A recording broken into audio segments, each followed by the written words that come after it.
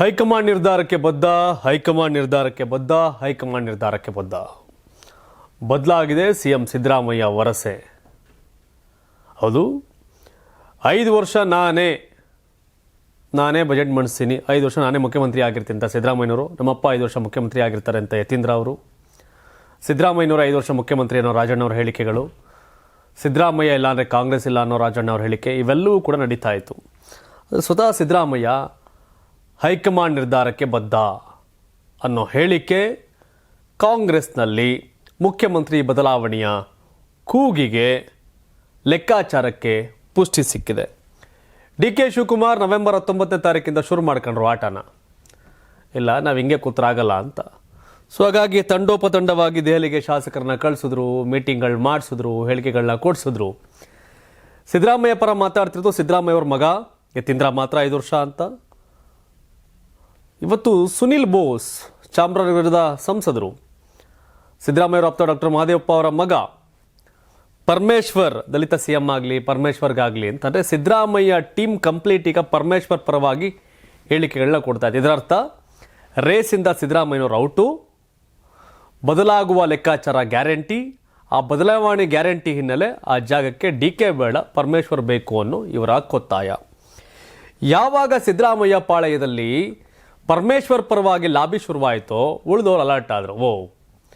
Parameshwar best, DK. Best ಅನ್ನೋ ಲೆಕ್ಕಾಚಾರಕ್ಕೆ ಸಹಜವಾಗಿ. ಸೊ ಈಗ ಸಿದ್ದರಾಮಯ್ಯ ಟೀಮ್ ಸಂಪೂರ್ಣವಾಗಿ ಪರಮೇಶ್ವರ್ ಪರವಾಗಿ, ಡಿ.ಕೆ. ಟೀಮ್ ಮತ್ತಷ್ಟು ಬಲವಾಗಿ ಡಿ.ಕೆ. ಅನ್ನೋ ಕೂಗಿಗೆ ಇದೀಗ ದನಿಯನ್ನು ಗೂಡಿಸ್ತಾ ಇದ್ದಾರೆ. ಡಿ.ಕೆ. ಶಿವಕುಮಾರ್ ತನಗೆ ಬೇಕಾದನ್ನು ಪಡೆದುಕೊಳ್ಳಲು ಹೈಕಮಾಂಡ್ನ ಮುಂದೆ ಪ್ರಾರ್ಥನೆಯನ್ನು ಸಲ್ಲಿಸಿದ್ರು. ಆ ಪ್ರಾರ್ಥನೆ ಫಲಿಸಲ್ಲ ಅಂತ ಗೊತ್ತಾದ ತಕ್ಷಣ ತಮ್ಮ ಪೊಲಿಟಿಕಲ್ ಸ್ಟ್ರಾಟಜಿಯನ್ನು, ಪೊಲಿಟಿಕಲ್ ಆಟಗಳನ್ನ ಶುರು ಮಾಡಿದ್ರು. ಅದರ ಆಟದ ಭಾಗವೇ ಶಾಸಕರ ದೆಹಲಿ ದಂಡಯಾತ್ರೆ. ಯಾವಾಗ ಡಿ.ಕೆ. ಶಿವಕುಮಾರ್ ತಾನು ಬೇಕಾಗಿದ್ದನ್ನು ಪಡೆದುಕೊಳ್ತಾರೆ, ಹಠಕ್ಕೆ ಬಿದ್ದಿದ್ದಾನ ಮನುಷ್ಯ, ಯಾವುದೇ ಕಾರಣಕ್ಕೂ ಹಿಂದಕ್ಕೆ ಸರಿಲ್ಲ ಅಂತ ಗೊತ್ತಾಯಿತು ಮಲ್ಲಿಕಾರ್ಜುನ್ ಖರ್ಗೆ ಬೆಳವಣಿಗೆಯಿಂದ ಬೇಜಾರಾಗಿದೆ, ಹೈಕಮಾಂಡ್ ನಿರ್ಧಾರ ಮಾಡುತ್ತೆ ಅಂತ. ಸೊ ಕಾಂಗ್ರೆಸ್ ಹೈಕಮಾಂಡ್ ಅಂದರೆ AICC ಅಧ್ಯಕ್ಷರು ಖರ್ಗೆ, ಈಗ ಅವರು ಮತ್ತೆ ಬಟ್ ಮಾಡಿರ್ತಕ್ಕಂಥದ್ದು ರಾಹುಲ್ ಗಾಂಧಿಯವರು, ಸೋನಿಯಾ ಗಾಂಧಿಯವರು, ಪ್ರಿಯಾಂಕಾ ಗಾಂಧಿಯವರು ಅವ್ರ ಕಡೆ. ವೇಣುಗೋಪಾಲ್ ಸಂಘ ಖರ್ಗೆ ಅವ್ರ ಸಂಘ, ಖರ್ಗೆ ಅವರೇ ಸ್ಟ್ರಾಂಗ್. ಒಪಿನಿಯನ್ ವೇಣುಗೋಪಾಲ್ದ ಖರ್ಗೆ ಅವ್ರದ್ದೇ. ಬದಲಾವಣೆ ಇಲ್ಲ ಅನ್ನುವುದಾದರೆ, ಮುಖ್ಯಮಂತ್ರಿಯಾಗಿ ಸಿದ್ದರಾಮಯ್ಯ ಮುಂದುವರಿಯುತ್ತಾರೆ ಅನ್ನೋದಾದರೆ ಖರ್ಗೆ ಅವರೇ ನೆವರ್ ಎವರ್ ಚೇಂಜ್ ಆಗಲ್ಲ, ಸಿದ್ದರಾಮಯ್ಯ ಮುಂದುವರಿತಾರೆ ಅಂತ ಹೇಳಿ ಹೋಗಬಹುದಿತ್ತು. ಸೊ ಈಗ ಬದಲಾವಣೆ ಗ್ಯಾರಂಟಿ ಅನ್ನೋದು ಪಕ್ಕಾ ಆಗಿದೆ.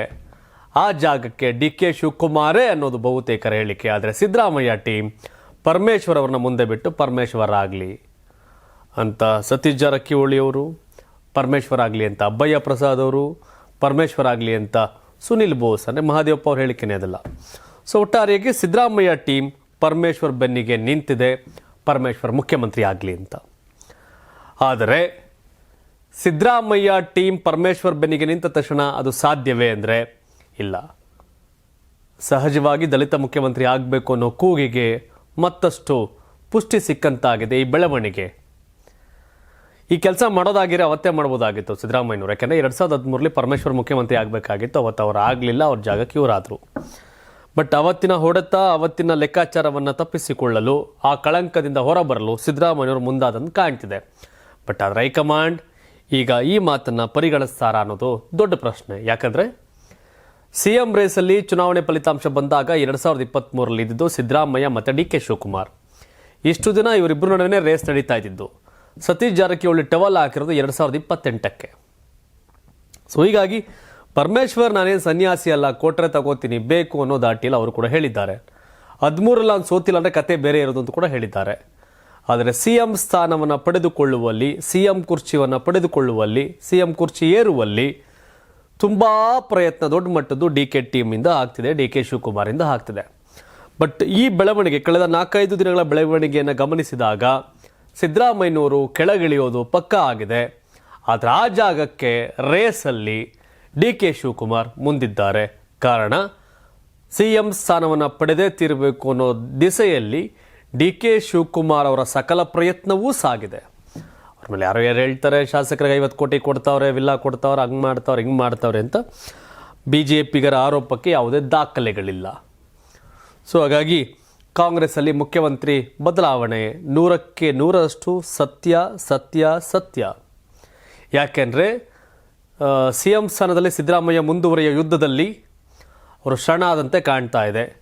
ಸಿದ್ದರಾಮಯ್ಯನವರೇ ಮುಂದುವರಿತಾರೆ ಅಂತ ಸತೀಶ್ ಜಾರಕಿಹೊಳಿ ಹೇಳ್ತಾ ಇಲ್ಲ, ಸಿದ್ದರಾಮಯ್ಯನೇ ಮುಂದುವರಿತಾರೆ ಅಂತ ಸುನೀಲ್ ಬೋಸ್ ಹೇಳ್ತಾ ಇಲ್ಲ, ಸಿದ್ದರಾಮಯ್ಯನೇ ಮುಂದುವರಿತಾರೆ ಅಂತ ಅಭಯ ಪ್ರಸಾದ್ ಹೇಳ್ತಾ ಇಲ್ಲ, ಸೈಲೆಂಟ್ ಆಗಿದ್ದಾರೆ. ಇನ್ನು ಜಮೀರ್ ಸೇರಿದಂತೆ ಭಾಳಷ್ಟು ಸಚಿವರು ಯಾಕೆ ಸೈಲೆಂಟ್ ಆಗಿದ್ದಾರೆ ಅಂದರೆ ಮುಂದಿನ ಸರ್ಕಾರದಲ್ಲಿ ಮುಂದಿನ ಮುಖ್ಯಮಂತ್ರಿ ಅಡಿಯಲ್ಲಿ ಒಂದಷ್ಟು ಜನ DCM ಸ್ಥಾನಕ್ಕೆ ಕಾದು ಕೂತಿದ್ದಾರೆ. ಸಹಜವಾಗಿ ಜಮೀರ್ ಅಹಮದ್ ಖಾನ್ ಪಕ್ಷ ನಿಷ್ಠೆ ಅನ್ನೋದು ಅವ್ರು ಹೇಳ್ಕೊಳ್ಳೋದು. ಬಟ್ ಸಹಜ ಅವ್ರು ಹೋಗ್ಬಿಟ್ಟಿನೇನೋ ಏನೋ ಕತೆ ಮಾಡೋಕ್ಕಾಗಲ್ಲ. ಸೊ ಜಮೀರ್ ಅಹಮದ್ ಖಾನ್ ಉಪಮುಖ್ಯಮಂತ್ರಿ ಸ್ಥಾನದ ನಿರೀಕ್ಷೆಯಲ್ಲಿದ್ದಾರೆ. MB ಪಾಟೀಲ್ರು. ಹಾಗಾಗಿ ರಾಜಣ್ಣ ಮತ್ತು ಸತೀಶ್ ಜಾರಕಿಹೊಳಿ ನಡುವೆ ಒಂದು ಮೈಂಡ್ ಗೇಮನ್ನು DK ಪ್ಲೇ ಮಾಡ್ತಾ ಇದ್ದಾರೆ. ಯಾಕೆಂದರೆ ರಾಜಣ್ಣ ಮತ್ತು ಸತೀಶ್ ಜಾರಕಿಹೊಳಿ ಇಬ್ಬರು ಕೂಡ DKನ ವಿರೋಧ ಮಾಡ್ತಾರೆ. ಆದರೆ DK ಆ ವಿರೋಧವನ್ನು ಮಣಿಸುವಂಥ ಕೆಲಸಕ್ಕೆ ಕೈ ಹಾಕಿದ್ದಾರೆ. ಇದೆಲ್ಲವೂ ಸಾಗ್ತಾ ಇದೆ. ಸೊ ಒಟ್ಟಾರೆಯಾಗಿ CM ಬದಲಾವಣೆ ಗ್ಯಾರಂಟಿ, DK ಶಿವಕುಮಾರ್ ಮುಖ್ಯಮಂತ್ರಿ ಆಗೋದು ಗ್ಯಾರಂಟಿ ಅಂತ DK ಕಡೆಯವರು ಹೇಳ್ತಿದ್ದಾರೆ. ಇಲ್ಲ, ಬದಲಾವಣೆ ಆಗುತ್ತೆ, ಆದರೆ ಪರಮೇಶ್ವರ್ ಆಗಲಿ ಅನ್ನೋದು ಸಿದ್ದರಾಮಯ್ಯನವ್ರ ಟೀಮ್ನ ಹೇಳಿಕೆಗಳು. ಇದ್ರ ಒಂದರ್ಥ CM ಬದಲಾವಣೆ ಆಗ್ತಾರೆ, ಆ ಬದಲಾವಣೆ ಆಗ್ತಾರೆ ಆದಮೇಲೆ CM ರೇಸ್ನ ಮೊದಲ ಸ್ಪರ್ಧಿ DK Shivakumar versus doctor G Parameshwar versus ಬಂದು ನಿಂತಿದೆ. ನೋಡ್ಬೇಕೇನಾಗತ್ತೆ ಅಂತ. ತಾವೇನು ಹೇಳ್ತೀರಿ ಈ ಬಗ್ಗೆ? ಮುಖ್ಯಮಂತ್ರಿ ಸ್ಥಾನದಿಂದ ಕೆಳಗಿಳಿಯೋದು ಸಿದ್ದರಾಮಯ್ಯನವರು ಪಕ್ಕಾ ಆಗ್ತಿದ್ದಂಗೆ ಡಾಕ್ಟರ್ G ಪರಮೇಶ್ವರ್ ಪರವಾಗಿ ಸಿದ್ದರಾಮಯ್ಯ ಟೀಮ್ ಲಾಬಿ ಮಾಡ್ತಾ ಇದೆ, ಅವರ ಹೆಸರನ್ನ ಪ್ರಸ್ತಾಪ ಮಾಡ್ತಿದ್ದಾರೆ. ಸೊ ಈಗ ಹೈಕಮಾಂಡ್ DK ಅವ್ರನ್ನ ಆಯ್ಕೆ ಮಾಡ್ತಾರಾ, ಪರಮೇಶ್ವರ್ ಅವ್ರನ್ನ ಆಯ್ಕೆ ಮಾಡ್ತಾರಾ? ತಾವೇನು ಹೇಳ್ತೀರಿ? ಕಾಮೆಂಟ್ ಮಾಡಿ. ಧನ್ಯವಾದ.